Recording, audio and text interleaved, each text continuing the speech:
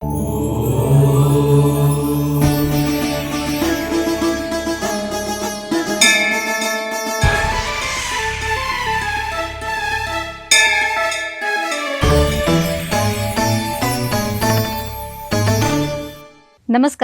ETV life ఆధ్యాత్మిక channel తీర్థయాత్ర కార్యక్రమానికి స్వాగతం. అనంతమైన ఈ జగత్తు ఆదిపరాశక్తి ఆధీనంలో తన నడకను కొనసాగిస్తూ ఉంటుంది. కాలం అనేది ఆ తల్లి కనుసన్నలలో కదులుతూ ఉంటుంది. అలాంటి ఆ తల్లి చూపించే ప్రభావం అమేయం, అచింత్యం అనే చెప్పాలి.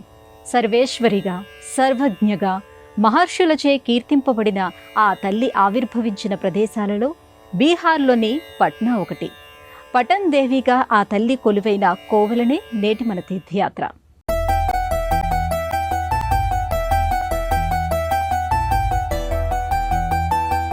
న తాతో న మాతా న బంధుర్న దాతా న పుత్రో న పుత్రీ న భృత్యో న భర్తా న జాయా న విద్యా న వృత్తిర్మమైవ గతిస్త్వం గతిస్త్వం త్వమేకా భవాని గతిస్త్వం గతిస్త్వం త్వమేకా భవాని.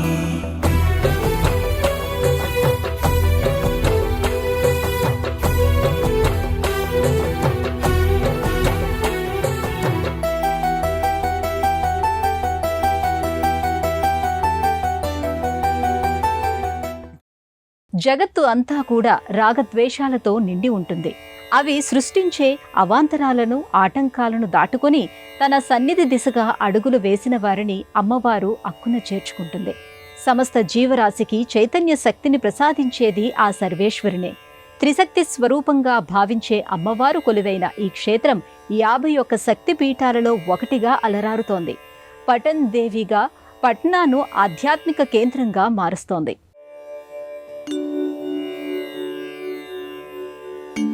అనంతమైన శక్తి స్వరూపమే అమ్మ. సృష్టి, స్థితి, లయలు ఆ తల్లి కనుసన్నల్లోనే జరుగుతూ ఉంటాయి. ప్రకృతి స్వరూపమైన అమ్మవారి అనుగ్రహం కారణంగానే సమస్త జీవరాశికి అవసరమైన ఆహారం అందుతోంది.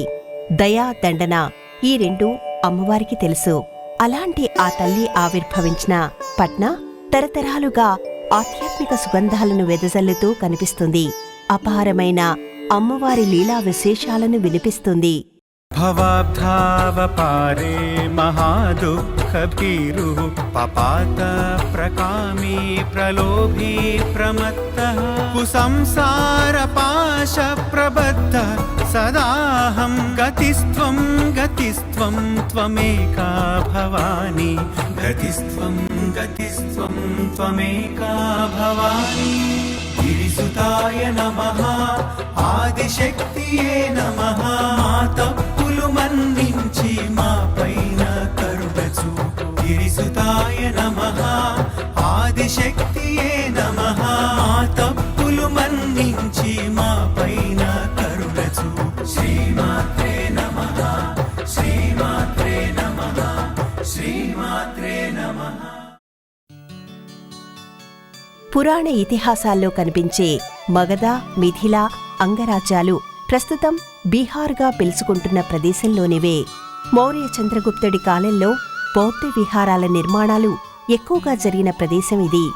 విహార అనే మాట కాలక్రమంలో బీహార్గా మారిందని చరిత్ర చెబుతోంది. గంగానది పరివాహక ప్రాంతంలో ఎన్నో పర్యాటక ప్రదేశాలను తనలో కలుపుకొని వెలుగొందుతున్నదే నేటి బీహార్. బీహార్ రాష్ట్రంలోని పట్నా తనదైన ప్రత్యేకతను చాటుకుంటుంది. ఇక్కడి ప్రతి ఆలయం ఒక ఆధ్యాత్మిక కేంద్రంగానే చెప్పుకోవచ్చు. అమ్మవారి శక్తిపీఠంతో ముడిపడిన క్షేత్రం ఇది. ఇక్కడి అమ్మవారిని పటన్ దేవిగా కొలుస్తుంటారు. అమ్మవారి పేరు మీదనే ఈ నగరానికి పట్నా అనే పేరు వచ్చిందని అంటారు. కుకర్మి కుసంగి కుబుద్ధి కుదాసః కులాచారహీనః కదాచారలీనః కుదృష్టి కువాక్య ప్రబంధః సదాహం గతిస్త్వం గతిస్త్వం త్వమేకా భవాని గతిస్త్వం గతిస్త్వం త్వమేకా భవాని.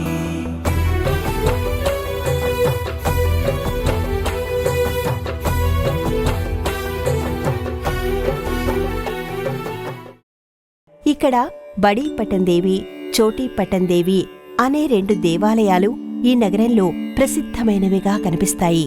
బడీ పటందేవి, చోటీ పటందేవి ఆలయాలు ఈ నగరానికి 2 కళ్ళుగా చెప్పుకుంటూ ఉంటారు.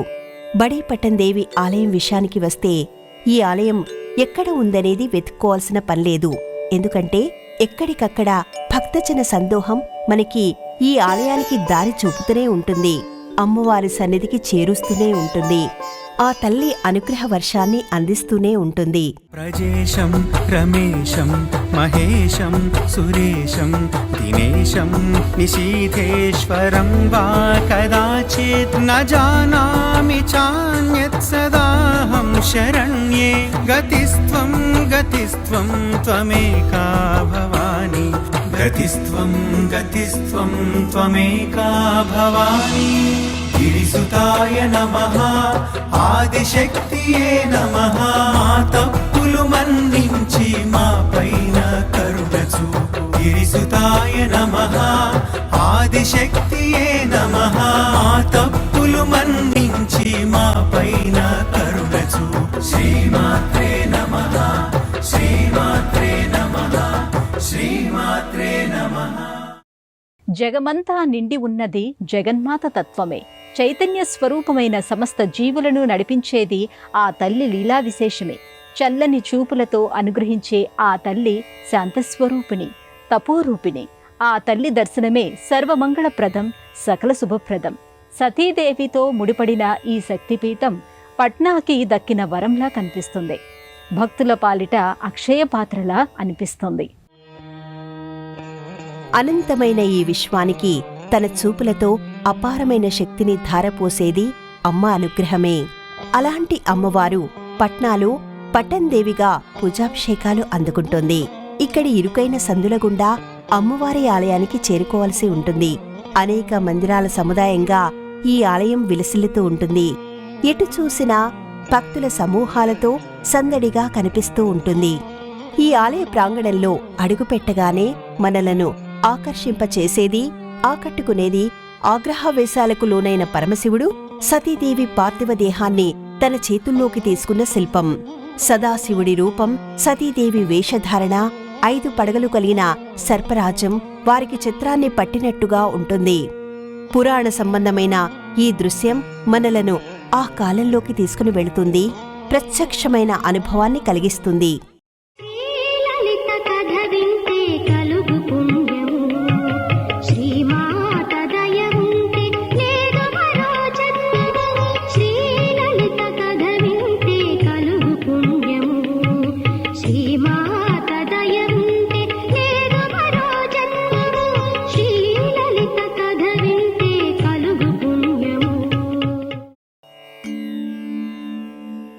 శక్తిపీఠాల ఆవిర్భావం సతీదేవికి సంబంధించిన కథలపై ఆధారపడి ఉంటుంది. దక్ష ప్రజాపతి కూతురే సతీదేవి. పరమశివుడిని అల్లుడిగా పొందిన దక్ష ప్రజాపతి ఒకానొక సందర్భంలో ఆయన కారణంగా అవమానాన్ని పొందినట్టుగా భావిస్తాడు.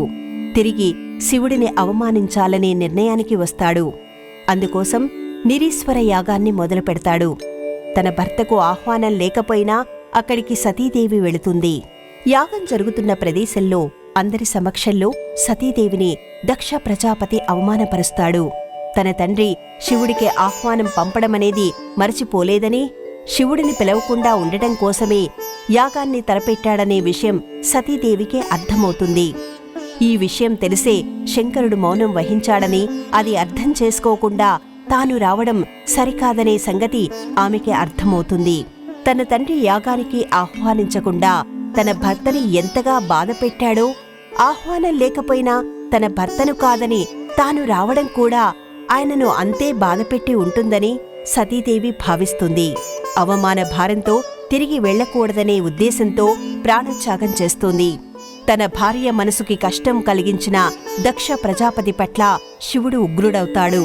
వీరభద్రుణ్ణి సృష్టించి దక్షుడి తలను ఖండించమని ఆదేశిస్తాడు. సతీదేవి పార్థివ దేహాన్ని మోస్తూ శివుడు అనేక ప్రదేశాల్లో సంచరిస్తూ ఉంటాడు. ఆ స్వామి దృష్టిని తిరిగి లయకార్యం వైపు మళ్లించాలని విష్ణుమూర్తి భావిస్తాడు. శివుడి చేతుల్లో ఉన్న సతీదేవి పార్థివ దేహాన్ని తన చక్రాయుధంతో ఛేదిస్తాడు. సతీదేవి శరీర భాగాలు పడిన ప్రదేశాలే శక్తిపీఠాలుగా ఆవిర్భవించాయి. అలా అమ్మవారి కుడి తొడ భాగం పడిన ప్రదేశం ఇది. 51 శక్తిపీఠాలలో ఒకటిగా పటందేవి కొలువైన కోవెల కనిపిస్తుంది. అడుగుపెట్టిన వారికి అభయాన్ని ఇస్తుంది. జగమును పాలించు ప్రియ జననీ, అవనిని లాలించు పరమ పావని.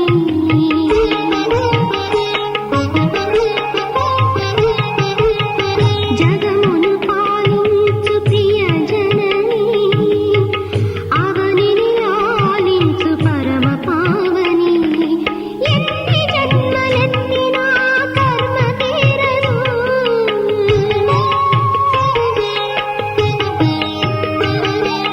ఎన్ని జన్మలెత్తినా కర్మ తీరదు. అమ్మ కరుణ లేనిదే ముక్తి కలగదు. అనంత శక్తులు, అనంత హస్తాలు కలిగిన అమ్మవారు 3 రూపాలలో దర్శనమివ్వటం మనకు కనిపిస్తుంది. మహాలక్ష్మి, మహాకాళి, మహాసరస్వతిగా అమ్మవారు ఇక్కడ గర్భాలయములో కొలువై ఉండటం చూడొచ్చు. ఒకే వేదికపై వరుసగా కొలువైన ఈ మూర్తులను భక్తులు కన్నులారా దర్శించుకుంటూ ఉంటారు, తన్మయత్వంలో తరిస్తూ ఉంటారు. ప్రధానమైన మండపానికి గర్భాలయం జోడించి కనిపిస్తుంది. ఈ మండపంలో ఏర్పాటైన క్యూలైన్లు చూస్తేనే భక్తుల తాకిడి ఏ స్థాయిలో ఉంటుందనేది అర్థమైపోతుంది. గర్భాలయంలో ఒకే పీఠంపై మహాలక్ష్మి, మహాకాళి, మహాసరస్వతి అమ్మవార్లు కొలువై కనిపిస్తారు. వివిధ రకాల ఆభరణాలు, పూలమాలికలను ధరించి దివ్యమంగళ స్వరూపాలుగా దర్శనమిస్తూ ఉంటారు. భక్తులు అమ్మవార్ల పాదాల సన్నిధిలో మనసు మందారాలను సమర్పిస్తూ ఉంటారు. లోక కళ్యాణం కోసం అమ్మవారు అనేక రూపాలను ధరించింది. అలాంటి వాటిలో మహాలక్ష్మి, మహాకాళి, మహాసరస్వతి అవతారాలు ప్రధానమైనవిగా కనిపిస్తాయి. రజోగుణానికి ప్రతీకగా మహాలక్ష్మి, తమోగుణానికి ప్రతీకగా మహాకాళి, సత్వగుణానికి ప్రతీకగా సరస్వతీదేవి కనిపిస్తారు. ఈ 3 అవతారాలలో అమ్మవారు మహిషాసురుడిని, మధుకైటబులను, శంభునిశంభులను సంహరించింది. విధాత రాతనే లిఖించిన మాత, విధినే శాసించిన విశ్వమాత.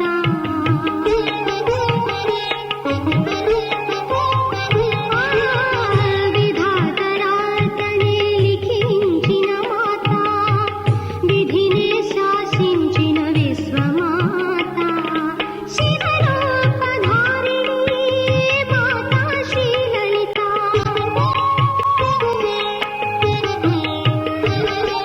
శివరూపధారిణి మాతా శ్రీలలిత, భవభయహరిణి శుభచరిత.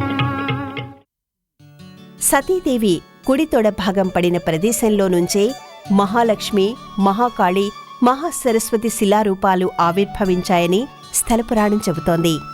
అలాంటి అమ్మవార్లలో తమోగుణ ప్రధానమైన మహాకాళిని పటందేవిగా కొలుస్తుంటారు. లక్ష్మీదేవి, సరస్వతీదేవిలను కూడా ఆ తల్లి ఏకరూప శక్తులుగా కొలుస్తుంటారు.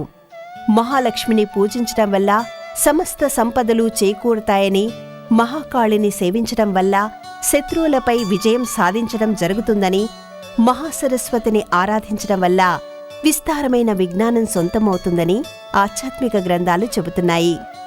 ఈ 3 మూర్తులలో మహాకాళి స్వరూపాన్నే పటందేవిగా చెబుతుంటారు. ఇక ఈ సన్నిధానం పక్కనే తూర్పు వరండాలో అమ్మవారి శిలామూర్తి ఒకటి కనిపిస్తూ ఉంటుంది. ఈ రాతి విగ్రహం ఇక్కడికి సమీపంలోని చెరువులో లభించింది. ఇది ప్రాచీన కాలానికి చెందిన శిల.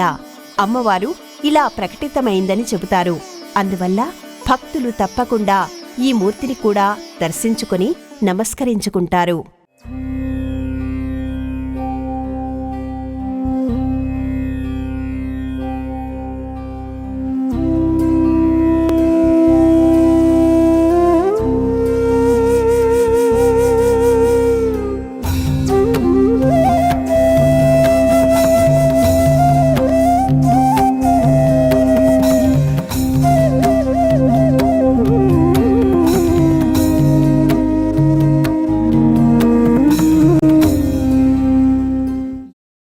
పటన్ దేవి పేరు మీదనే ఈ నగరానికి పట్నా అనే పేరు వచ్చింది. త్రిశక్తి స్వరూపంగా ఉన్న ఇక్కడి అమ్మవారిని దర్శించుకోవటానికి భక్తులు పెద్ద సంఖ్యలో తరలివస్తూ ఉంటారు.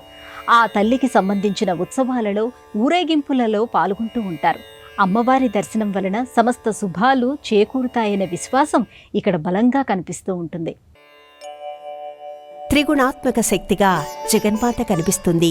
సత్వగుణాన్ని వెలిగించేదిగా, రజోగుణాన్ని నియంత్రించేదిగా, తమోగుణాన్ని అంతం చేసేదిగా పరాశక్తి ఆవిష్కృతమవుతుంది.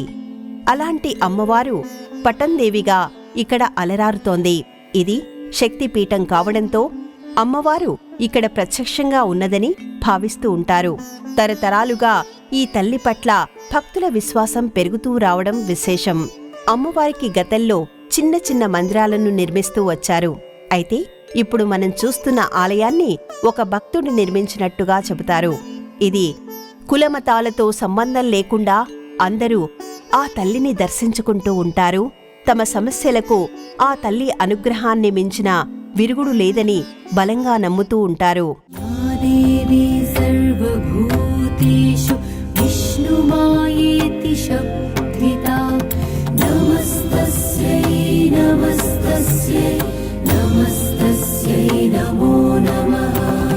యా దేవి సర్వభూతేషు బుద్ధిరూపేణ సంస్థితా నమస్తస్యై నమస్తస్యై నమస్తస్యై నమో నమః. యా దేవి సర్వభూతేషు విద్యారూపేణ సంస్థితా నమస్తస్యై నమస్తస్యై నమస్తస్యై నమో నమః.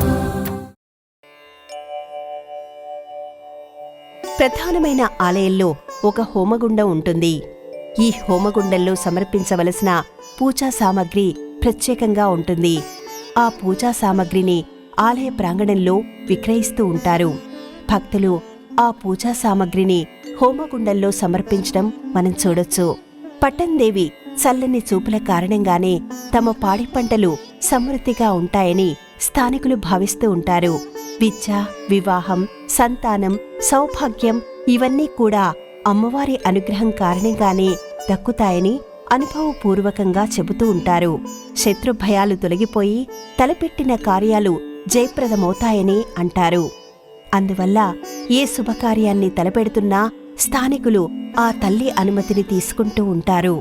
వారంలో మంగళవారం రోజున భక్తుల తాకిడి ఎక్కువగా ఉంటుంది.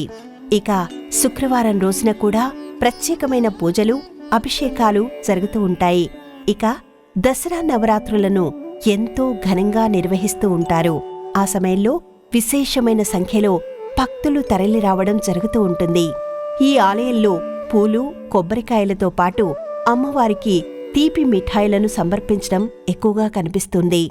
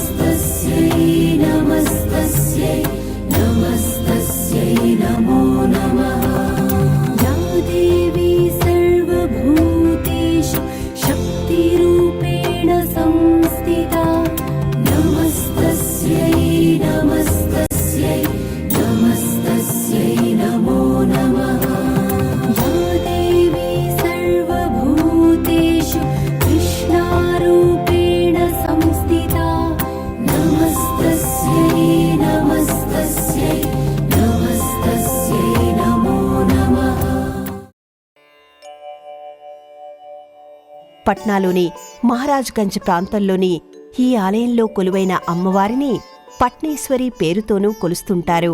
అనునిత్యం ఈ ఆలయం తలుపులను ఉదయం 5 గంటల నుంచి మధ్యాహ్నం 12:30 వరకు తెరిచి ఉంచుతారు. తిరిగి సాయంత్రం 5 గంటల నుంచి రాత్రి 9 గంటల వరకు దర్శనానికి అనుమతి ఉంటుంది. దేశంలోని అన్ని ప్రధానమైన నగరాల నుంచి పట్నాకి రోడ్డు, రైలు, వాయు మార్గాలు ఉన్నాయి. పట్నాలో దిగిన తర్వాత ఈ ఆలయానికి చేరుకోవడానికి స్థానిక వాహనాలు అందుబాటులో ఉంటాయి. 51 శక్తిపీఠాలలో ఒకటిగా ఈ క్షేత్రం అలరారుతోంది. ప్రాచీన కాలం నుంచి పటన్దేవి అమ్మవారు ఈ నగరానికి ప్రధానమైన దేవతగా పూజలందుకుందని అనటానికి ఆధారాలున్నాయి. దర్శన మాత్రం చేతనే అనేక శుభ ఫలితాలను అందించే ఈ ఆలయ విశేషాలను గురించి తెలుసుకున్నారు కదా. మరో ఆలయ సందర్శనంతో మళ్ళీ కలుసుకుందాం. అంతవరకు సెలవు. నమస్కారం.